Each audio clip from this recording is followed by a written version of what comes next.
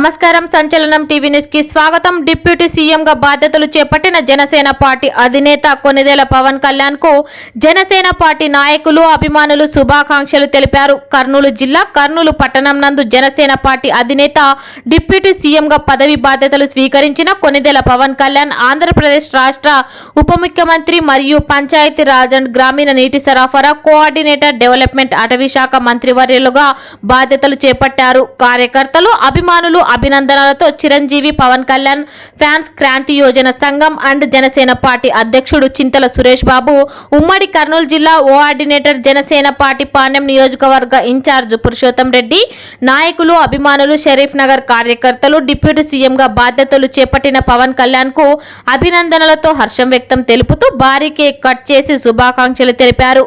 ఈ కార్యక్రమంలో మాజీ ఎక్స్ వార్డ్ నెంబర్ నాగన్న, 29వ వార్డు టీడీపీ శ్రీనివాసరావు, షరీఫ్ నగర్ నాయకులు, కార్యకర్తలు, అభిమానులు తదితరులు పాల్గొన్నారు.